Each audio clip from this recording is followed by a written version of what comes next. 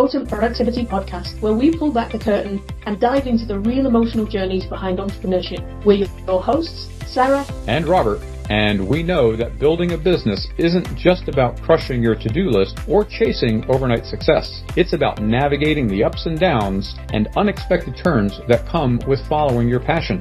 We're not here to sell you easy wins or rehearse the same tired success stories you've heard 1,000 times. We're here to talk about the moments when enthusiasm is buried beneath a mountain of tasks, when self-doubt creeps in, and when you're not sure where your road leads next. So each week, we'll share raw conversations, real lessons, and practical strategies to help you reconnect with your creativity, build resilience, and rediscover what excited you about your business in the first place. If you're ready for honest talk, community, and actionable inspiration, you're in the right place. Let's get real. Let's reclaim your potent productivity together. Hey everyone, and welcome to another episode of the Potent Productivity Podcast. I am here with my lovely co-host, Robert Kaberka. Hey, Robert. Howdy. Hello, Sarah. Hey. And today we are talking about, is procrastination a symptom of imposter syndrome? Let me think about that tomorrow. Yeah, absolutely. Yeah, I mean, we've all suffered with procrastination. So, when you put things off till tomorrow because it just feels too difficult or whatever. But I've found that talking to a whole bunch of solo business owners in the work that I do, imposter syndrome can feel... No, let's start that again. Procrastination can be a symptom of imposter syndrome when the step outside of your comfort zone feels too big, right? Oh, yeah. So it's just like, that's too scary. That's not who I am. That's not me. That's too difficult. And then we start putting things off and we start worrying about it. So putting myself out there is not something I find comfortable generally, right? When I first started doing my business 10 years ago, 15 years ago, nobody was doing Facebook Live. And people were like, oh, you've got to go live, you've got to go live. I'm like, I hate being on video. Why would I want to go live? And then I started actually, I was doing a Q&A session for a friend of mine and his Facebook group. And the technical setup that I had didn't work. So it was like, oh no, now I'm forced to be on Facebook Live. Oh my God, this is horrible. So I've kind of done the whole feel the fear and do it anyway thing. And I have just pushed through it and I've, tried to get out of my own way and all that kind of stuff. But the problem is, it's really exhausting. Right. And a lot of the time, because I'm quite a deep thinker and I, like to know what I'm going to say and all these kinds of things. So I worry about things, which means that I spend a lot of time not doing, worrying about what I'm going to do, and then not actually ever doing it. So it's just such a waste of time, effort, and energy. I mean, I don't know how you feel about that, Robert. Oh, I don't know. Let me feel about it tomorrow. It's funny. Because procrastination we think it's one thing. And a lot of people will use a label or judgment called lazy. Mm-hmm. Oh, well, I'm just lazy. Well, lazy is not a thing. Lazy is a label. Lazy is a judgment. Mm-hmm. And procrastination, we've taken that word and made it so complicated, but it's not just one thing. There's so much to unpack because it all does come down to fear, Mm-hmm. and the first, like you're saying, and the first piece of this is really about, what fear is showing up that is causing the hesitation or the rebellion or whatever. And I want to remind everybody that fear is a good thing. Fear has one primary purpose, to keep us safe. Mm-hmm. Fear is designed to keep us safe, and it's my friend. Fear can be my best friend. It can also be a pain in the tuchus, Mm-hmm. because it's doing its job too darn well, and I'm listening to it too much. And so I think that what's important to recognize is like, oh, I'm procrastinating, label, But what's underlying this? What fear is showing up? Is this thing too big for me to do? We're going to talk about a couple of things, but is this just too big? Is it overwhelming? And I'm like, I just can't see through the other side. For me personally, I need to have a clear end result in order to start Oh yeah. most of the time. Yeah. And that sets me up for failure too. I don't need to see the complete finished product all the time. Mm. I can just sometimes I just see the next step that's in front of me and that's all I get. Sometimes I don't even see it and I just have to trust that there's a step there when I put my foot out. Mm-hmm. And so there's lots of different things that we can unpack with this. We can probably spend several episodes talking about this. But, I think that the most important thing that I encounter is that I misinterpret my fear into an impossibility. Like, oh my God, if I do this thing, something really bad is going to happen to me. That is what fear says. If you do this, something bad is going to happen. So I'm protecting you by not letting you do it. Yeah. It's like, what could be bad about writing a book? Well, I guess there could be some bad things, but I mean, in terms of business, I mean, it's like when we're talking about, like Stop Doing It All, your best-selling book, it's like, what was bad about that? Nothing. What fears showed up? My book, Ditched It Out. What was bad about doing that book? It helps a lot of people, Mhm. and so I'm rambling, I apologize, but you started it. It's always my fault. Yeah. You know, I'll shut up in a second, so I'll just finish this train of thought. Okay. And it's just like, so fear is saying, it's like, no, I don't want you to do it because something really horrible is going to happen to you if you do it. If you write a paragraph, if you, pick up the phone and call somebody to get a new client, something bad is going to happen to you. That's what fear is telling us. Something bad is going to happen if we're going to do something, even though we know it's good. Hmm. So it's important to recognize that fear is trying to keep me safe. But is it really legitimate? And it's Yeah. my job to find the means and the resources to be able to evaluate what's happening, what's showing up with that fear, and how can I not overcome it, but how can I use it to my advantage? Yeah. So anyhow, so there you go. Yeah. I mean, there's difference.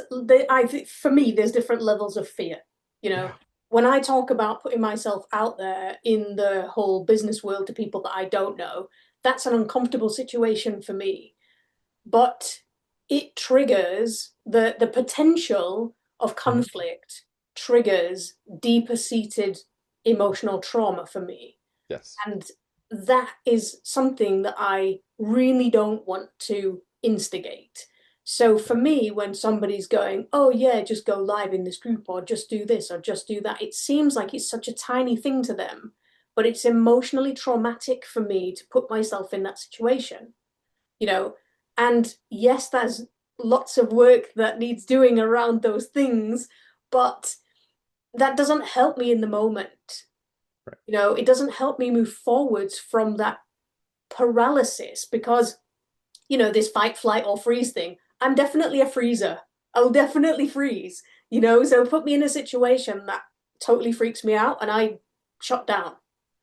And for me, that's not acceptable in business. And I beat myself up for years about it because I was just thought I was being lazy or, putting things off and just, oh, well, this is stupid. Everybody else can do this. Why can't I do it? And eventually, I kind of had to come to the conclusion that my business was not going to move forwards until I did, until I could get over that freeze.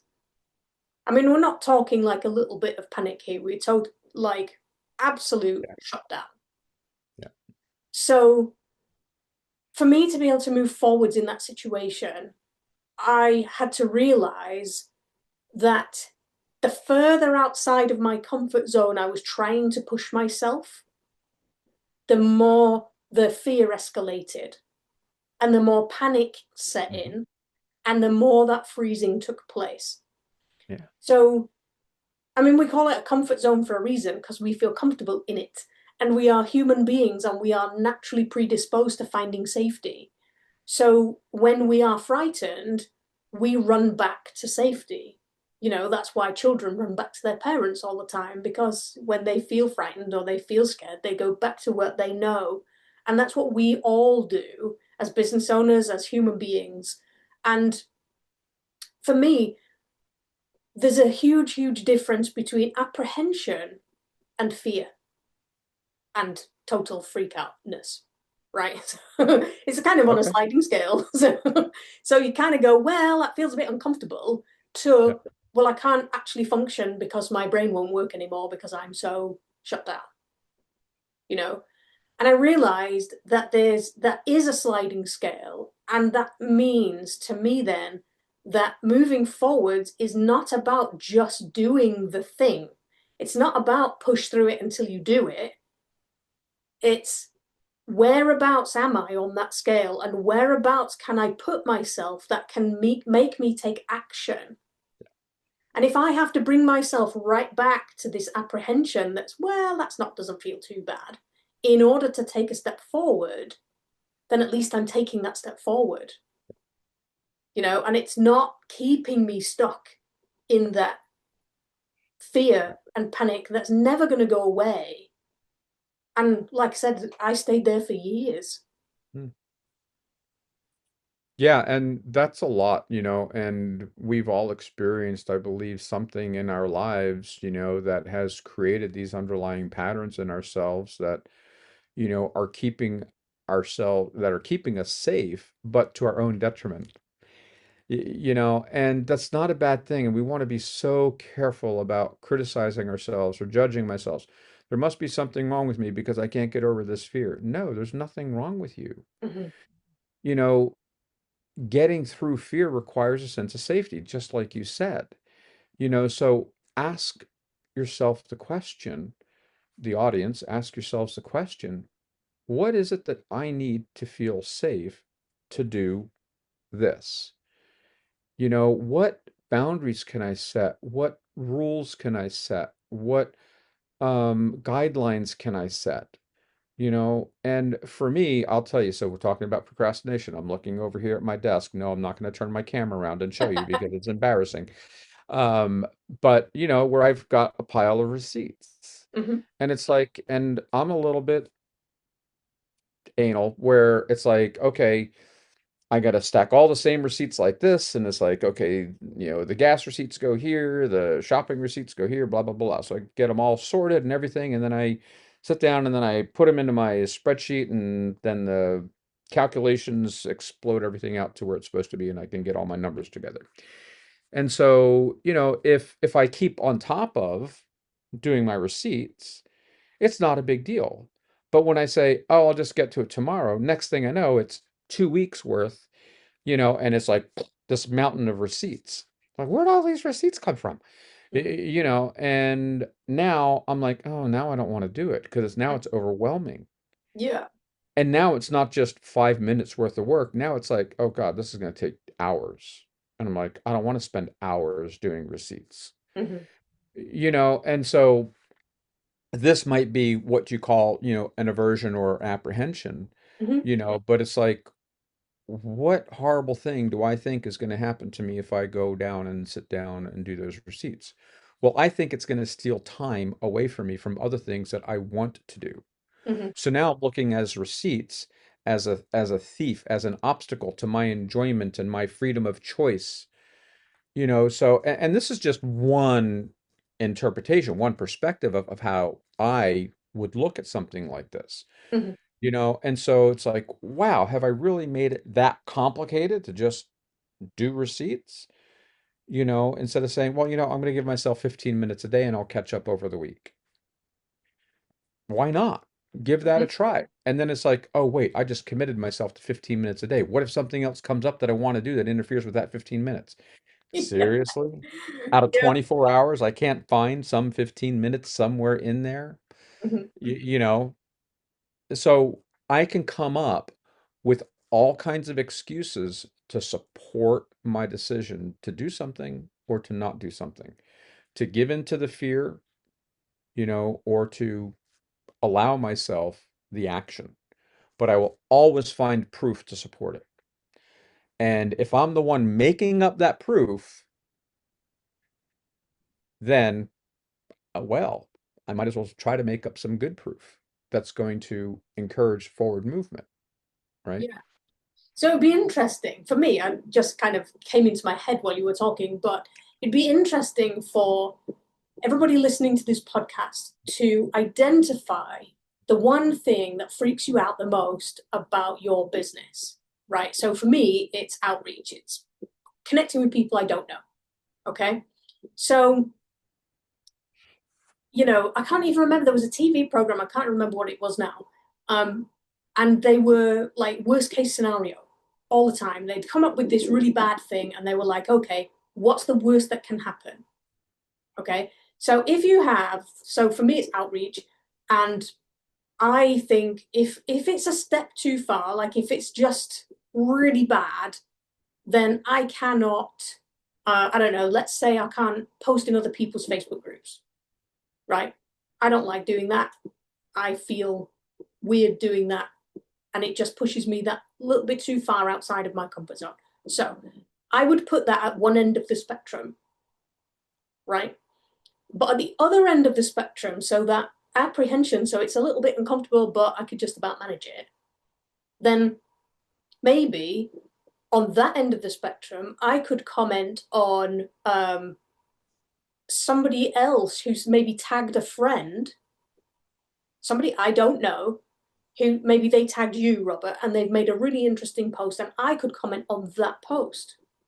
I don't know that person, but they know you, and so do I. So maybe that feels a little bit more comfortable to me. Hmm. And it'd be Yeah. really interesting just to document what it is that's freaking me out, what's a step too far, and what can I do that I feel comfortable with. Right. So I'm constantly going, well, yeah, I'm not doing that, but I will do this. And I'm not doing that, but I will do this.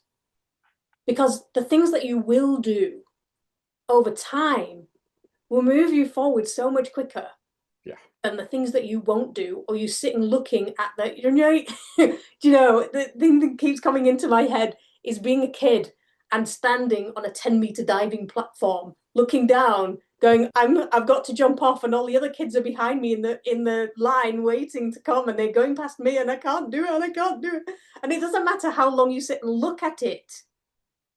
The longer you look at it, the more it freaks you out. You just have to either do it or get down. And it's like, okay, well, if I know that climbing up onto that 10-meter platform, I can't jump off yet. So maybe let's do the 1 meter and then the 2 meter and then the 5 meter, and then maybe I'll do the 10.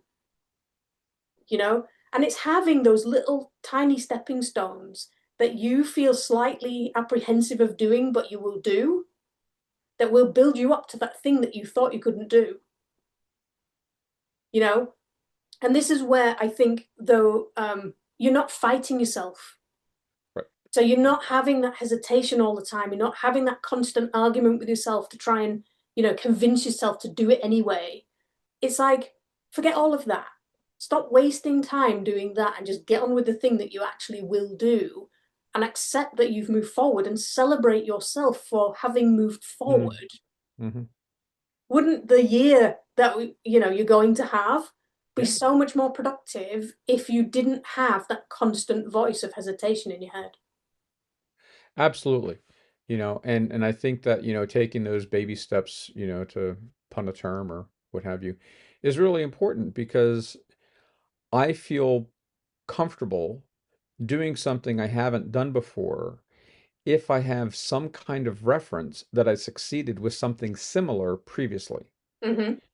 And so I think that it is helpful that if I can populate my mind with past proof of success in doing something that might be similar to what I'm about to do, that can provide the extra confidence, Mm-hmm. reassurance, Mm-hmm. trust, sense of safety to take that next step. Oh yeah. And it's like, because the last thing we want to do is, go up on a 50-meter platform or whatever and just somebody push you off.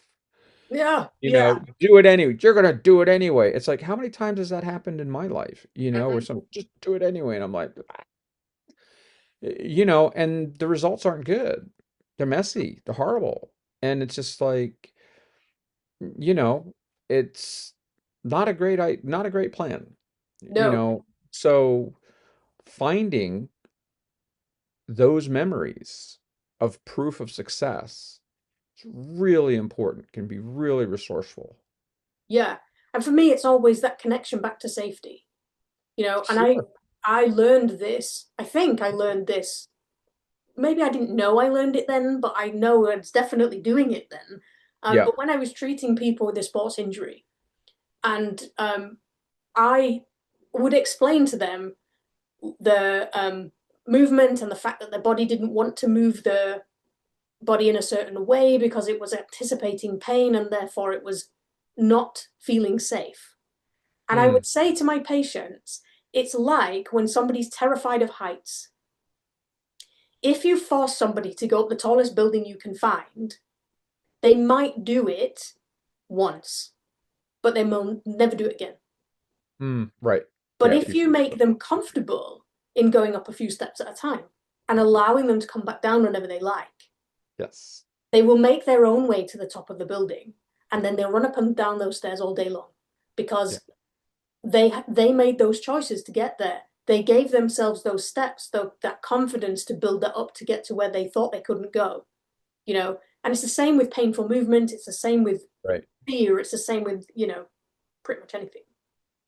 I'd like to, you brought up a memory that I had, if I can share the experience. Of course. When I was in India a couple years ago, I went up to Rishikesh, and it's where the Beatles had their ashram, their Guru Oh, nice. Dev. Mm-hmm. Yeah, and sadly, the ashram is all, run down and, not quite rubble, but, they have a large building, a large tapered building that's like 10 stories. And you walk up, and then you get to the top, and then it's got some open platforms. So you walk up a large open set of stairs, and it's got these beautiful stone meditation chambers at the top. And then you walk up another level, then you walk up another level to where you're like at this peak. And each level, the stairs get narrower and narrower and narrower. Wow. And so I was fine until the top, until the next to the last one, and I'm like, and you got the Himalayas Wow. spreading out before you, and you're over the Ganga River, and the scene is just unlike anything you experienced before. And so I'm like, I have to get up there. I have to get up there. I want to see what it's like from up there. Hmm. And it's like the stairs are, I'm probably exaggerating. The stairs were probably fine, Yeah. but there was no railing. Wow. And if I fell, I would only fall 5 feet. Hmm. I wouldn't roll off the building Okay. or anything else like that.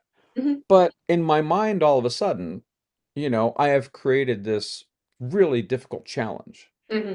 And so I'm like, all right, I'm just going to go up one step at a time. So I did. I got up one step at a time, and I got up there and like, I was like, oh my God, this is amazing. I took pictures and it was just incredible. And I'm like, and I turn around to go down. I'm like, oh crap. I got to go down these stairs. I Yeah. wasn't thinking about that. And it's Yeah. like, and then there were these people wanting to go up, this cute couple. They were like, oh, yeah, we'll let you come down first. I'm like, that's going to take a while. And they're like, can we help you? And I was embarrassed to ask for help. I'm like, well, thank you for asking. I think I'm just going to sit on my bum and go down the steps and that's exactly what I did. Yeah. You Again, know, going I, back to safety. and that's what I did. I could not walk standing up going down those stairs. Yeah. It's interesting though. It reminds me of when I was frightened when I was a kid of being in the deep end of the pool, Ah, right? yeah, And my sister was playing a game with me because the tiles on the edge of the pool. yeah. So we were holding onto the side and she'd go two forwards and one back. And we were so involved in going in this game, I didn't realize how deep it was getting. And I started freaking out when I realized how deep it was getting. No, no, no, I'm going back to the, the shallow end. And she nearly got me in the deep end. Wow, that's incredible. But I think it's really, really important that we don't, it's okay to get beyond our comfort zone because that's the only way we grow, but Mhm, to do it in a way that's resourceful to us, number one, because, if I could have done something very unsafe at the top of that building, and prevent me from ever doing anything that where I could see some beauty like that again, mhm. so understanding that, yeah, I've only got one life and I ain't going to put that at risk, but at the same time, my mind will create the most impossible scenario, because we, our mind, does not know the difference between fact and fiction. If No. I make up a story, it's going to believe it as much as it's real. Mhm. And that's just how our minds are built. There's no way around that. So I need to learn to work with that as opposed to against it. Because if I try to punch through it, like you said, I'll never do anything like that again, No. you know? And in some instances, that's fine. We may never want to do that again, but I want the freedom of choice Mhm. as opposed to being dictated to and controlled and manipulated by my emotions. Emotions are really powerful, Mm. but sometimes we give them too much credence in our decision making. Every business owner, I've said this before on this podcast, it's like when I make an emotional decision for my business, it is generally not the right decision. It's Mhm. just not, No. you know, because our emotions change faster than our thoughts. And what Yeah. I'm feeling now is going to feel very different 15 minutes from now, Yeah, and I So, think yeah, good. I kind of agree with that and kind of not, because when you Yeah. have emotional stability behind you, That's different. Yeah. yeah. Because then you have freedom of choice. But Yes. what I'm saying is like when I'm giving in to that, because when we're in fear, Oh, fear is yeah, yeah. powerful. When we're, it's like, I don't know, it's like when I had my restaurant, it's like I'm juggling 1,000 things at one time, and then I'm making a decision based on an emotion. And then, next thing I know, it's like that's coming back to bite me. Mm, It's like, oh my God, why did I do that? No, that's not the right thing to do. But I did it because I was in the heat of the moment, mhm. for whatever list of reasons. It doesn't matter. But I let the emotion make the decision instead of me accessing my resources, including my emotions, to make the best decision. Yeah. That's supportive. That's Oh, yeah. healthy, Mm, and that's what we want, because if I constantly am making decisions based on my emotions for my business, which I have done more than one time, I end up with a failed business, which yeah. I have several of. Hmm. My most successful businesses were those businesses where I was really engaged. Mm, You know, Emotions were part of the equation, not the equation. yes. Yes. Yeah, yeah. Absolutely. So Cool. anyway, I rambled, but No, it's you all good. didn't. No, I think it was a really interesting conversation. And I Oh, think yeah. we've all we've all suffered from fear, we've all suffered from procrastination, we've all had imposter syndrome, and you Yeah. can, like we did, you can think of a million examples in your life of when you know when you've had this feeling, and or you've had a fearful situation and you've managed your way out of it. So for me, business isn't about being fearful, and it's not about having your nose to the grindstone and all that kind of stuff. It's about having fun and helping people. Yeah. And if you're not having fun, if you're not challenging yourself in a way that feels comfortable to you, then there's time to do something different or differently, you know? Differently. Yeah, Differently. Yeah. because there's nothing to say that you should or shouldn't be doing what you're doing now. Right. It's just that, the approach that you might be taking might be pushing you too far outside of your comfort zone, and it means you're not taking the actions that you could Right. if you were more, I think, kinder to ourselves, you know? Oh, absolutely, yeah.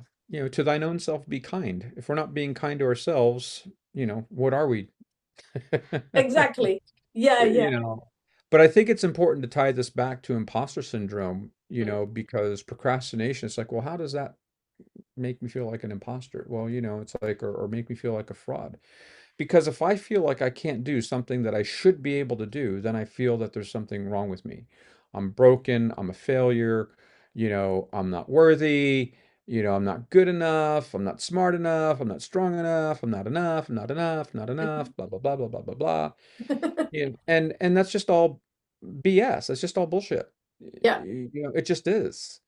yeah. But it's like you said, being kind to myself, if I can learn how to observe what's happening without the criticism and Mm. without the judgment, Oh, yeah, yeah, it allows me to just really connect with those internal resources that help me make better decisions. yeah. Cool. So, if you had one thing as your takeaway today, what would that be? I hate it when you ask that question, Sarah. Um, Sorry, I'm not going to stop asking you that, by the way. and I'll never be prepared. Okay. There, we've set expectations. Yeah. So one thing, man, I guess what jumps up is just like, learning how to be kind to myself, Mhm. and not being so hard on myself when I'm confronted with something that seems impossible, and just giving myself that opportunity to find a different way to do it. Yeah, Yeah. absolutely. Yeah. And for me, I think my biggest takeaway is that spectrum idea, you know? So naming the thing that I feel intimidated by or, you know, that's challenging me, and then making a, an identification of what's too much and an identification of what I can do. And those two things, you can work towards a thing that you feel like is too much by doing the things that you feel like you can do right now. And that really stood out to me today. So thank you very much for the conversation. And Yeah. if our listeners want to get the next episode or want to find out more about what we do and who we are, they can go to. PotentProductivityPodcast.com. This is very true. Thanks for your Yes. time today, Robert, and we'll see you again next time. Always. Cheers.